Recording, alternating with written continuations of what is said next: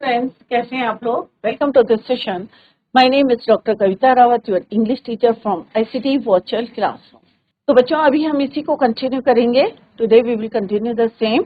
और जैसे हमने जो है चैप्टर कंप्लीट कर लिया है बच्चों, आज हम इसके क्वेश्चन आंसर्स करेंगे। तो लेट्स कंटिन्यू द सेम। तो पहले हम करेंगे बच्चों MCQ question, multi choice question. तो पहला क्वेश्चन क्या है? जब भी आप मल्टी चॉइस क्वेश्चन करें तो पहले देखें कि what is the meaning of the question, कि मीनिंग क्या है उसको, और आफ्टर दैट जो है आपको क्लियर हो जाएगा कि which one is the right answer. How does visit to Antarctica help to understand the effect of global warming, कि ग्लोबल वार्मिंग का इफेक्ट अंटार्कटिका में जाके आपको कैसे पता चलेगा। तो यहाँ पे 4 ऑप्शंस दिए हैं बच्चों। या one can see quickly melting, तो अगर ग्लोबल वार्मिंग है तो इट मीन्स टेम्परेचर इंक्रीज हो रहा है, कार्बन डाइऑक्साइड जो है उसकी परसेंटेज इंक्रीज हो रही है। तो कैसे पता चलेगा हमें टेम्परेचर इंक्रीज हो रहा है? कि वहां पे जो है ग्लेशियर्स मेल्ट हो रहे हैं क्विकली, शीट्स जो है कोलैप्स हो रही है। दूसरा है बच्चों option, it is filled with snow, it is awed. Obviously it's right answer is your first. Clear? Next है geographical phenomena is going to help us to know the history of mankind. जो geographical phenomena है is going to help us to know, कैसे पता चलती है history of mankind? By showing the global warming, या by showing the impacts of global warming, या by telling the age of existence of human beings on the earth, by exploring the world of ice. तो geographical phenomena is going क्या है? To help us to know the history of mankind. It's right answer is your by telling the age of existence of human beings on earth. Clear? Next है, who is the author of the lesson journey to the end of the earth? कौन है author? हम यही पढ़ते आ रहे हैं कि this chapter is written by Tishani Doshi. तो 4 options are given here, Tishani Doshi, Kamala Das, Jane Austen, Chitra Das. तो it's right answer is your Tishani Doshi. Next है बच्चों, what is the meaning of epiphany? A moment of shock, a moment of great sadness, cacophony, a moment of sudden and great revelation or realization. So its right answer is your D.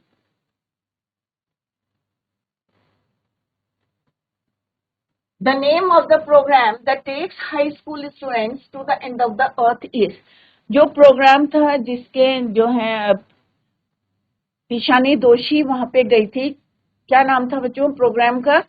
तो कई बारी मैंने repeat भी किया था, students of ice, students for ice, या students above ice, या students on ice.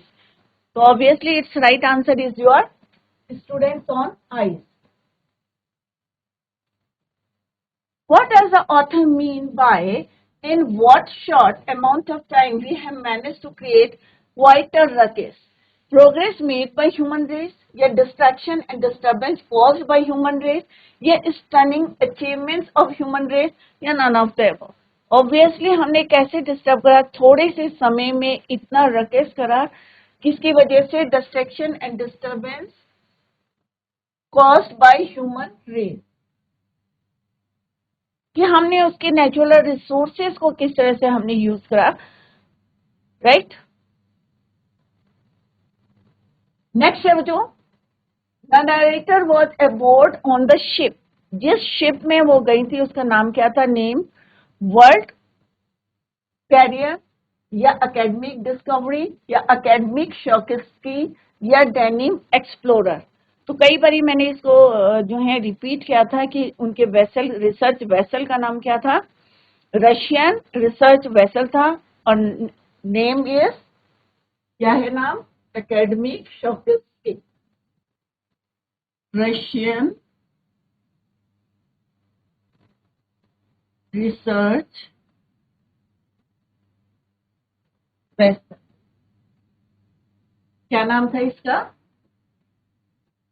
Academic Shokalskiy. Next, the Drake passage was created because of, जो ड्रैग पैसेज था, जैसे हमने डिस्कस करा था कि जैसे ही जो है मैमल्स अराइव हुए, तो जो लैंड मास, जो गोंडवाना लैंड मास था, किस तरह से सेपरेट हुआ था डिफरेंट कंट्रीज में, और एक ड्रैग पैसेज बना था। इंडिया ड्रिफ्टिंग नॉर्थवर्ड्स के इसलिए बना था ड्रैग पैसेज कि इंडिया ने ड्रिफ्ट किया था टुवर्ड्स नॉर्थ, या South America drifted off to join North America, या North America drifted off to join South America, या India collision with Asia.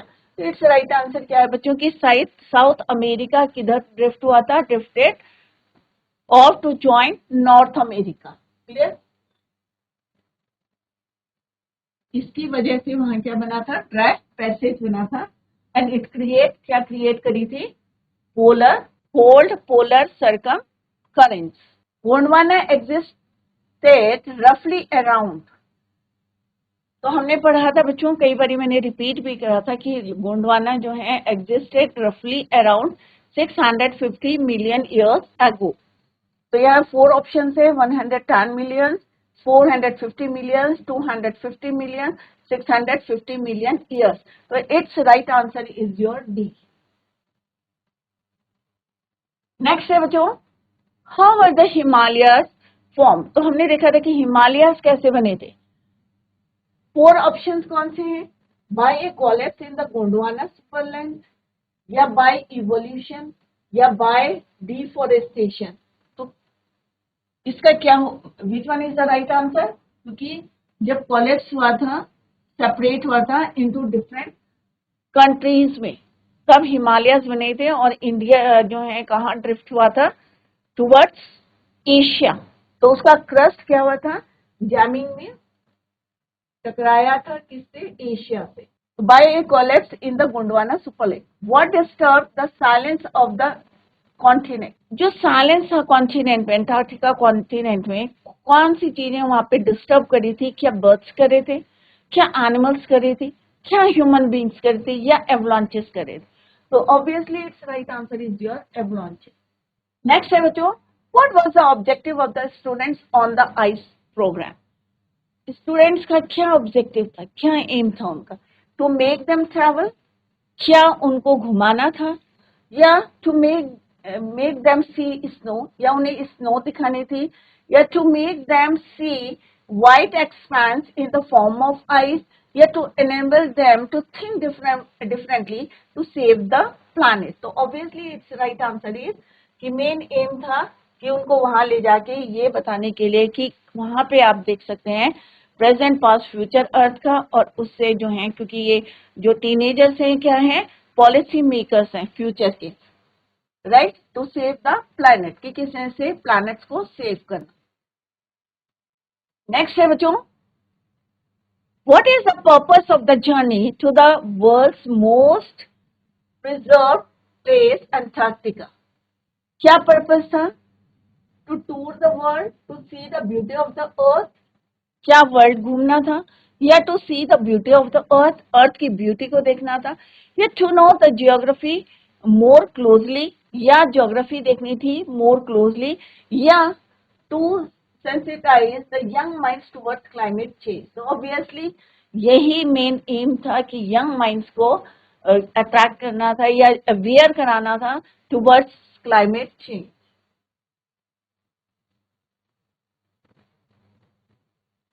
If we want to know our Earth, the human race and its past, present and future, where should we go? हमें कहाँ जाना चाहिए? So you should go which place बच्चों? Obviously Antarctica. Northern Pole, Southern Pole, Gondwana, Antarctica continent. So its right answer is your Antarctica continent. Where does 90% of the Earth's total ice exist?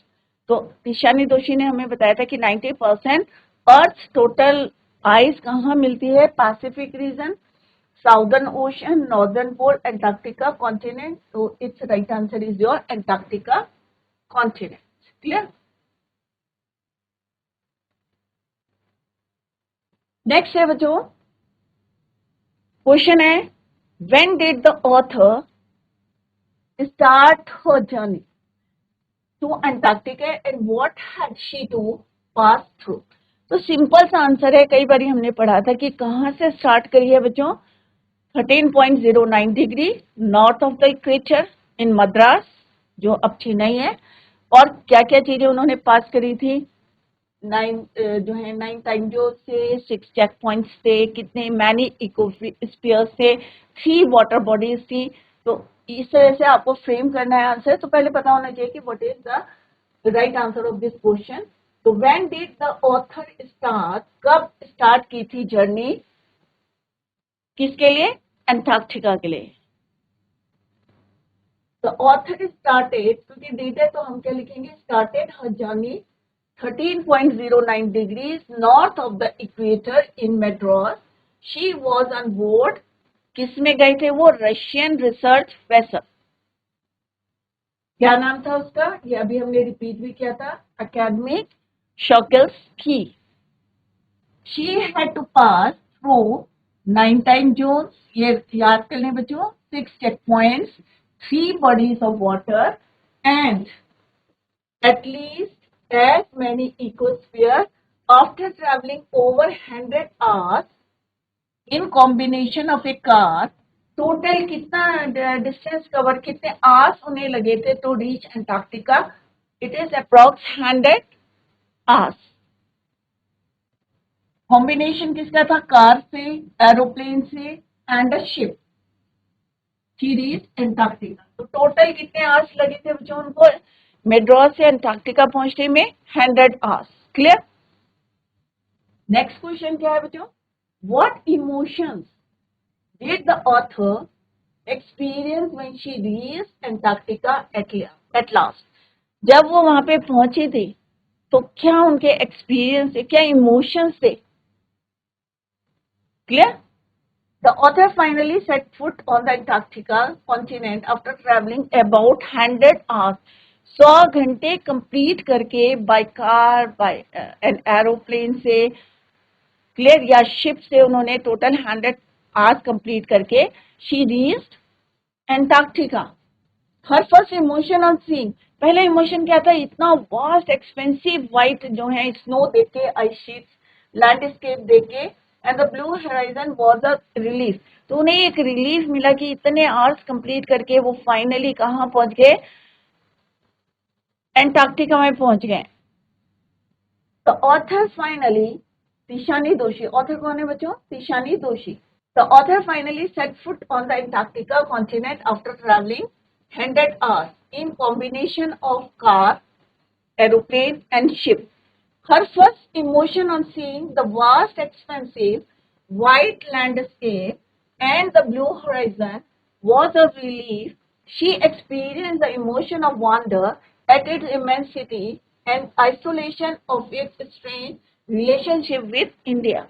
और ये जान के कि पहले क्या थे, they were the part of a single, जो है आप कह सकते हैं होल लैंड मास, गोंडवाना का ये क्या थे, they were the part of the same land mass. तो ये जो है एक्सपीरियंस उन्होंने करा और वंडर थे, ये जान के कि पहले क्या थे, they were the part of same land mass. Clear. हाँ, वो जो डिस्क्राइब गोंडवाना, आप गोंडवाना को कैसे डिस्क्राइब करेंगे, तो कई बार मैंने रिपीट भी करा है कि पहले गोंडवाना लैंडमार्क कैसा था, एक अमलगमेटेड मींस होल, साउथर्न क्या था, super continent. Gondwana was a giant amalgamated, बहुत बड़ा, ये नहीं कि छोटा सा था, बहुत बड़ा giant amalgamated southern super continent centring around present day Antarctica. यहाँ पे आज जो एंटार्क्टिका है वहीं पे क्या था, गोंडवाना लैंड था। Humans had not arrived on the global scene. तो हमने देखा था, ग्लोबल देखा था कि प्रेजेंट डे का और पास्ट का ग्लोबल देखा था। तो आपने उसमें जो है मैंने उसमें बताया था आपको कि किस तरह से एक क्या था, ये गोंडवाना लैंडमार्क था। क्लियर। उस समय ह्यूमन नहीं थे, फ्लोरा और फोना था। द क्लाइमेट कैसा था, मच वार्मर, अभी बिल्कुल फ्रिजिड है, उस समय कैसा था बच्चों, वार्मर था। There was a huge variety of flora and fauna, plants animals थे। Gondwana thrived means flourish, thrived means flourish, for 500 million years, 500 साल तक जो है बहुत ज्यादा कैसा था वो, फ्लोरिश था. When the age of the mammals got underway, और जैसे ही arrived हुए कौन, mammals, the landmass was forced to separate into different countries. फिर उसके क्या हो गए, सेपरेट हो गए डिफरेंट डिफरेंट कंट्रीज में. Antarctica separated from the whole land mass shaping the globe as we know it today. एंटार्क्टिका क्या हो गया, उससे अलग हो गया और वहां पे क्या बन गया, एक ड्रैग पैसेज बन गया. साउथ अमेरिका कहाँ चला गया, ड्रिफ्ट या ज्वाइन करा नॉर्थ अमेरिका अमेरिका को. और सिमिलरली एशिया, इंडिया कहाँ चला गया, टुवर्ड्स ड्रिफ्ट टुवर्ड्स एशिया. तो इस तरह से आपको गोंडवाना के बारे में बताना है कि जो पास्ट में कैसा था और प्रेजेंट में कैसा है. पास्ट में एक पूरा क्या था, giant amalgamated whole southern super continent था. बट अभी उसके क्या हो गए, मैमल्स के आते ही it separated into different countries. Clear? What is that thing that can happen in a million years and would be mind boggling? अब ऐसा क्या हुआ था मिलियन ईयर्स पहले कि आप जो है अगर उसके बारे में देखते हैं, सोचते हैं, तो आपका माइंड जो है थोड़ा सा बॉगलिंग करता है, कंफ्यूज होते हैं. The author says that in a million years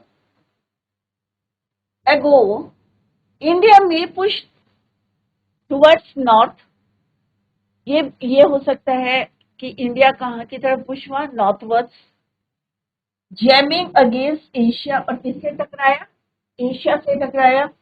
it will buckle its crust and form the Himalaya. जब हमारा जो है क्रस्ट किसी चीज से टकराया तो वो क्या हो गया, बेंड हो गया, किसमें, माउंटेन रेंज बन गई. Clear? And form the Himalaya. और साउथ अमेरिका क्या हुआ होगा, may drift off to join North America. और साउथ अमेरिका किधर ड्रिफ्ट हुआ, ज्वाइन किया नॉर्थ अमेरिका को. द ड्रैग पैसेज में ओपन अप टू क्रिएट, और उसने क्या क्रिएट करा, कोल्ड सर्कमपोलर करंट. और वहां पे ठंडी ठंडी हवाएं जो है किस तरह से क्रिएट हुई due to the drag passage, और जिसकी वजह से अंटार्कटिका कैसा हो गया, रिमेन फ्रोजन, डेसोलेट, अलग हो गया, eight the bottom of the world. और वर्ल्ड के बॉटम में, आप ग्लोब में देख सकते हैं कि अंटार्कटिका कहाँ है, बॉटम में है. इंडिया कहाँ चला गया, नॉर्थ साइड चला गया.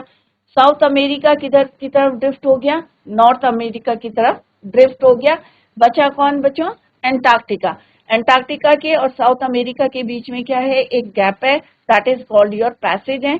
उसको क्या बोलते हैं, ड्रैग पैसेज. और ड्रैग पैसेज की वजह से वहां पे क्या क्रिएट हुई है, सर्कमपोलर करंट, जिसकी वजह से Antarctica remain frigid and desolate at the bottom of the world. Clear? Next है बच्चों, how is global temperature increasing. Global temperature कैसे बढ़ा है, what are the immediate fears due to it. और उसके वजह से क्या जो है डर है, इमीडिएट फियर है ड्यू टू इट. जो टेम्परेचर राइज हो रहा है, ग्लोबल वार्मिंग हो रही है या टेम्परेचर राइज हो रहा है, क्यों हो रहा है, किसकी वजह, कैसे हो रहा है, और क्या उसके थ्रेट है. Global temperature is increasing due to the increasing. क्यों बढ़ रहा है बच्चों टेम्परेचर, ऑब्वियसली हम जो है क्या कर रहे हैं, इंक्रीजिंग बर्निंग फॉसिल फ्यूल्स. हम जो है तेजी से किसको यूज कर रहे हैं, फॉसिल फ्यूल्स को यूज कर रहे हैं. और ऑब्वियसली अगर आप जो है फॉसिल फ्यूल को यूज करते हैं तो कौन सी गैस निकलेगी, carbon dioxide, CO2. It has now created a blanket of, एक जो है हमारे तरफ, हमारे चारों तरफ कवरिंग किसका बन रहा है, कार्बन डाइऑक्साइड का, around the world.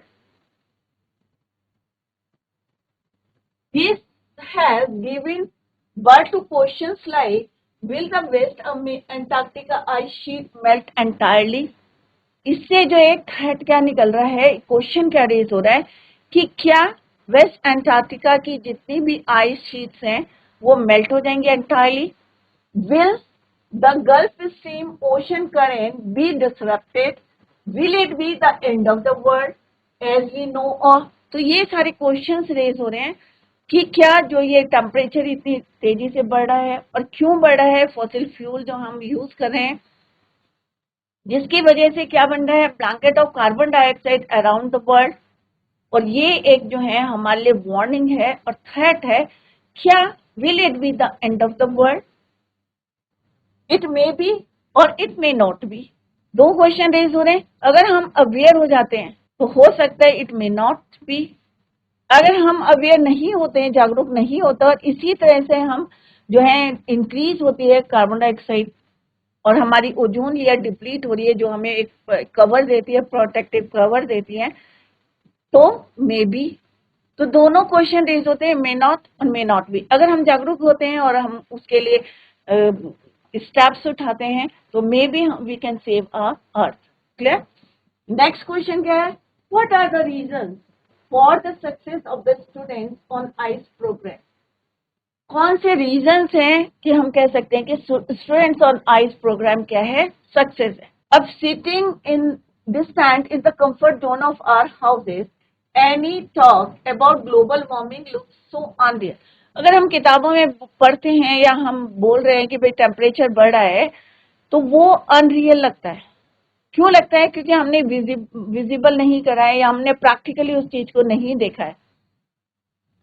Sitting distant in the comfort zone of our houses, any talk about global warming looks so unreal and one can be unconcerned, but the visible, अगर आप आंखों से उसको देखते हैं, विजिबल करते हैं, visible experience of seeing glaciers कैसे रिट्रीट कर रहे हैं, glaciers, seeing glaciers retreating, ice cap melting, और जो आइस कैप्स हैं हमारे, जो स्टोर है हमारा, जो स्टॉक है हमारा, पानी का स्टॉक है, ग्लेशियर्स हैं, वो किस तरह से मेल्ट हो रहे हैं। आइस शीट्स क्या हो रही है, कोलैप्स हो रही है। Makes one is understand and realise what global warming is all about.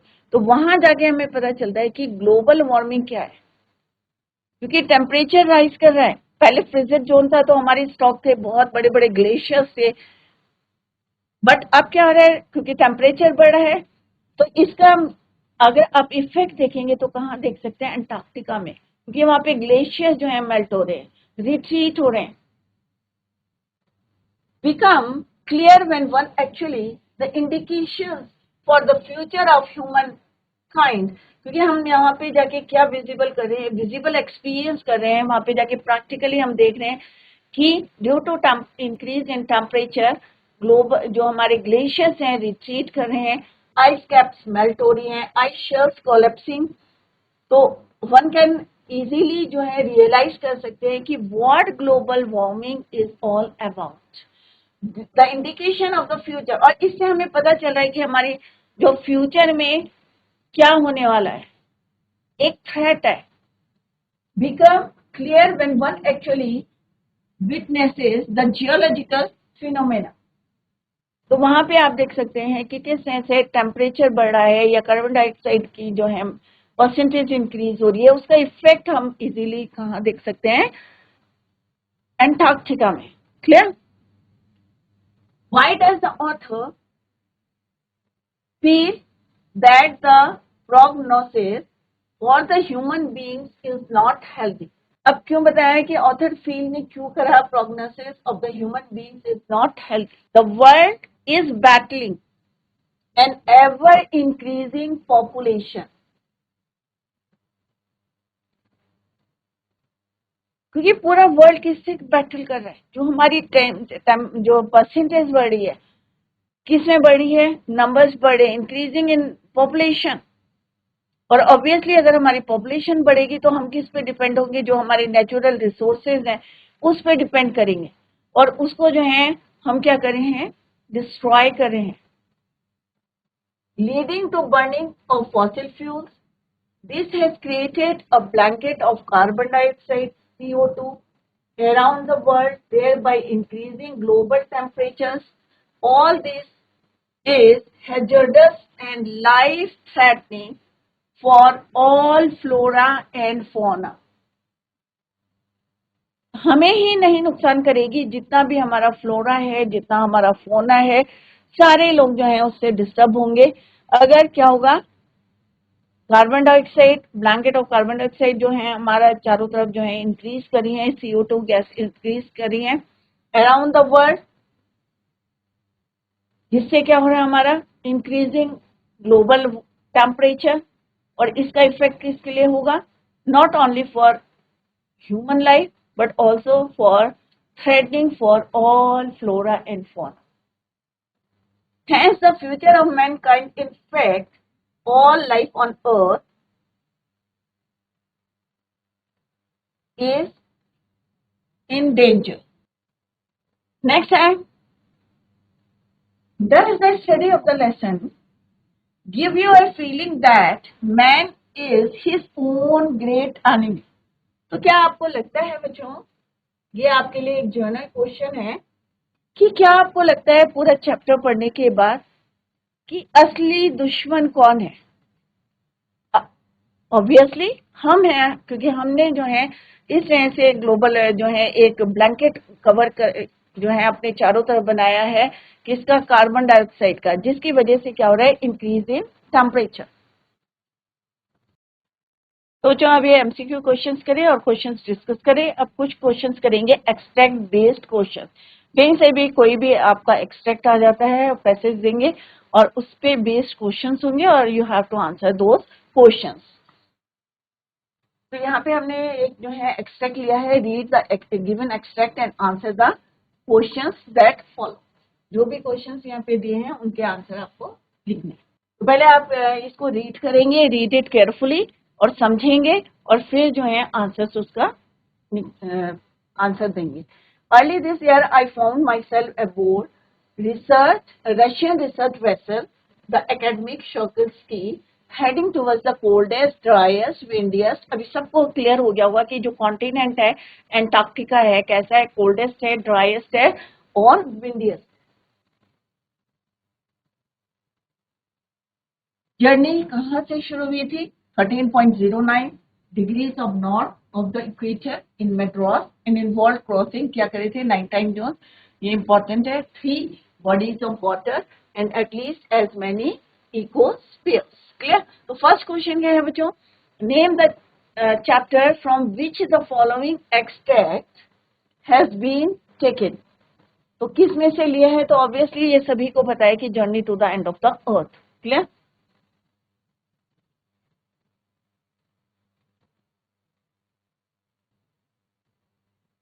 Next है who is I in the above line. तो बच्चों यहाँ पे लिखा है अर्ली दिस ईयर, तो आई कौन है यहाँ पे? तिशानी दोषी ऑथर। तिशानी दोषी ऑथर। तो आई कौन है? ऑथर है तिशानी दोषी। तो यहाँ पे क्या है? Let's see who is I in the above line. Tishani Doshi, काल्की, पर्ल एसबर्ग, विलियम सेरियन। तो it's right answer is your Tishani दोषी।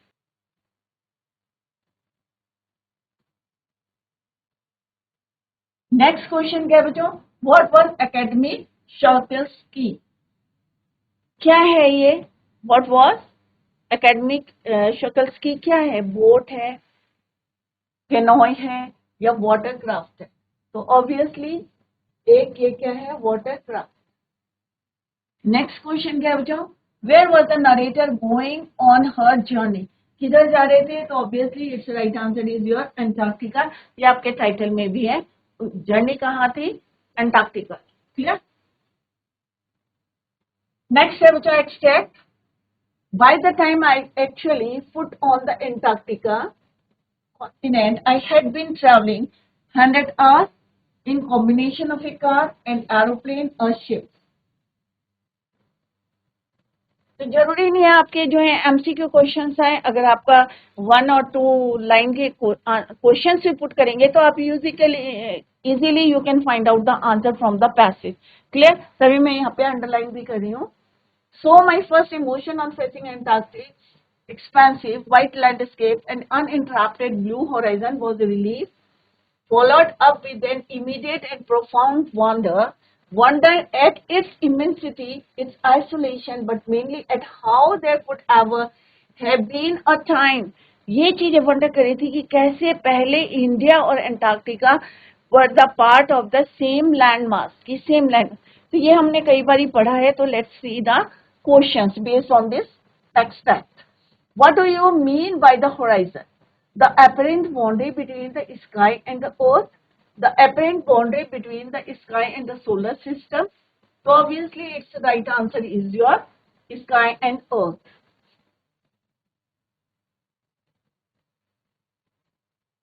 Next is, how much time did it take to get to Antarctica? तो कितना समय लगा था? तो obviously its right answer is 100 hours. 100 hours, 150 hours, 200 hours, 250 hours. So obviously its right answer is 100 hours. अगर 1 to line का answer देना होगा तो आपको पूरा लिखना है, combination of A car, an aeroplane and a ship. Clear? As they arrived Antarctica, what feelings did the narrator experience? क्या उनको एक्सपीरियंस, कैसा फीलिंग हो रही थी जब when she reached Antarctica? Stress थी या डिसस्ट्रेस थी या रिलीव थी या बैफल्ड थी, कंफ्यूज? तो it's right answer is relieved.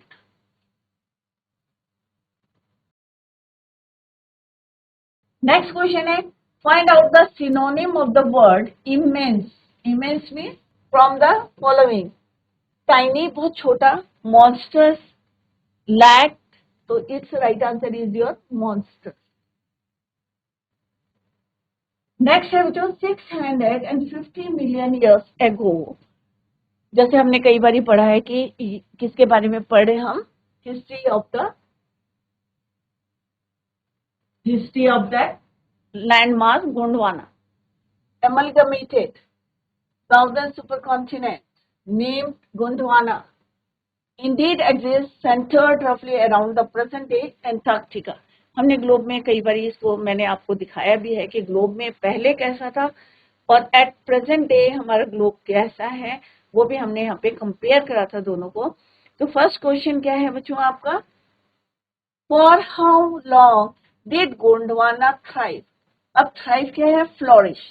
तो कितने साल तक जो है ये फ्लोरिश रहा? तो यहाँ पे इट्स राइट आंसर ये 500 million years Gondwana thrive means flourish. तो it's right answer is your B, 500 million years. How was the world of Gondwana different from our own. किस तरह से गोंडवाना जो है डिफरेंट था आज के जो गोंडवाना, आज का गोंडवाना कौन है वहां पे, एंटार्क्टिका है. तो पहले कैसा था, अब कैसा है, क्लाइमेट से यहाँ पे पूछा है. It was cooler, it was warmer, it was hotter, both BMC. तो how was the world of Gondwana different from our, कैसा था वो, वार्मर था.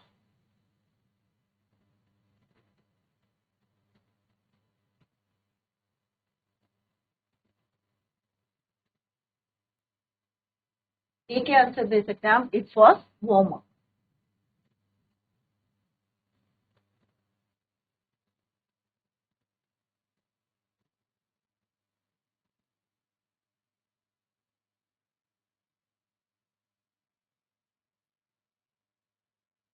Much warmer.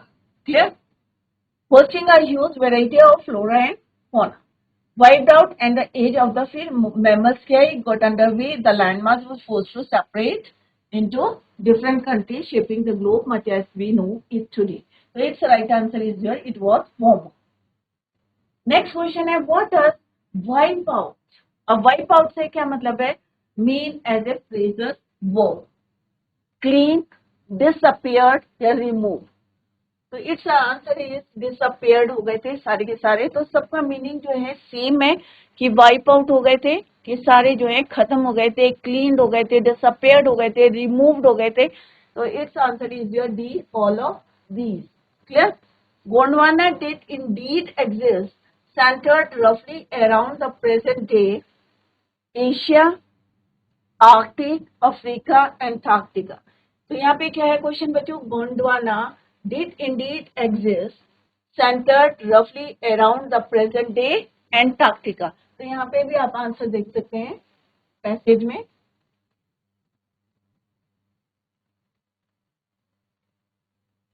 exist centered roughly around the present day Antarctica. तो यहाँ से भी आप फाइंड आउट कर सकते हैं आंसर, अगर याद नहीं आ रहा है You can find out it from the extract.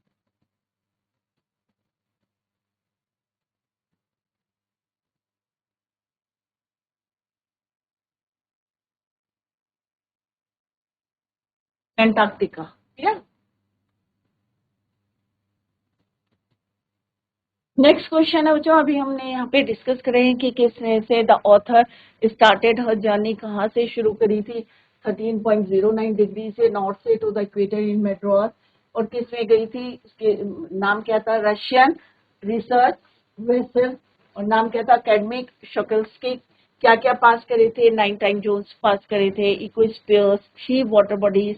Right, next question है व्हाट इमोशंस विद एक्सपीरियंस, क्या एक्सपीरियंस वहाँ पे उन्होंने जो है यहाँ पे शेयर करे हैं कि 100 आवर्स उन्होंने जो है पूरे कवर करे थे to reach Antarctica. First emotions क्या थे, seeing the vast expensive white landscape and the blue horizon was of relief. How would it describe Gondwana, ये कई बार हमने जो है इसको एक्सप्लेन किया है, जॉइंट एमलगमेटेड साउदर्न सुपर कॉन्टिनेंट था। राइट, और 500 ईयर्स तक गोंडवाना लैंडमार्क क्या था, फ्लोरिश होता रहा, और बहुत यहाँ पे वैरायटी ऑफ फ्लोरा और फोना थी। नेक्स्ट क्वेश्चन था what is that thing that can happen in a million years and would be mind boggling. क्या था वो कि किस तरह से इंडिया जो है ड्रिफ्ट हुआ एशिया में, और किस तरह से उससे जैमिंग करा, टकराया, और क्या बनी, हिमालयस को फॉर्म किया था। तो ये सारा आपको यहाँ पे डिटेल में लिखना है। Drift to join North America, South America कहाँ गया, नॉर्थ अमेरिका में, और एशिया और इंडिया में push northward jamming against Asia, it will buckle its crust and form Himalaya. Clear. Next question है बच्चों कि किस तरह से टेम्परेचर इंक्रीज कर रहा है, क्यों कर रहा है, कैसे हो रहा है, how is global temperature increasing, what are the immediate fears due to it।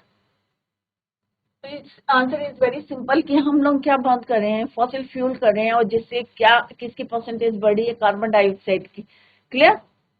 उसके थ्रेट क्या हैं, ये हमने अभी डिस्कस करा था कि किस तरह से ओशन रेज हो रहे हैं। विल द वेस्ट एंटार्क्टिका की आइस शीट मेल्ट हो जाएगी एंटायरली, क्या will it the end of the world, as we know it may और may not be. What are the reason for the success of students on ice programme, तो ये यहाँ पे हमने कई बार डिस्कस करे हैं। तो यहाँ पे आप इसको कि किस तरह से अगर हम जो है किताबों में पढ़ते हैं तो हमें अनरियल लगता है, बट अगर आप वहाँ पे विजिबल जो है एक्सपीरियंस लेते हैं तो आपको लगता है कि हाँ भाई ये रियल जो है ग्लोबल वार्मिंग है और थ्रेटनिंग है। Why does the author feel that the prognosis for the human beings is not healthy? तो ये आंसर जो है कई बार रिपीट कराए हैं। And next question is does the study of the lesson give you a feeling that man is his own great enemy. तो आपको क्या लगता है कि हम अपने आप जो है अपने दुश्मन है, क्योंकि हमने 12,000 ईयर की जो long stint on the earth, so far man has caused untold harm to the planet. किस तरह से हमने उनके नेचुरल रिसोर्सेज को यूज करा है, हार्म पहुंचाया है, एंड और पूरा डिस्टर्ब किया है इकोसिस्टम को। Thus it is quite right that man is his own enemy, own great enemy। हम ही अब सबसे बड़े दुश्मन है। क्लियर। तो बच्चों this is all about this chapter. With this we come to the end of this chapter. हमने chapter complete कर लिया है, क्वेश्चन आंसर डिस्कस कर लिए हैं, एक्सट्रैक्ट बेस्ड क्वेश्चन डिस्कस करे हैं, एमसीक्यू करें हमने क्वेश्चन आंसर्स। तो I hope it is clear to you. अगर फिर भी आपको कहीं डाउट लगता है तो यू कैन आस्क और you can clear your doubts in the next lecture. That's all for today. Thank you so much, bye, take care, have a nice day.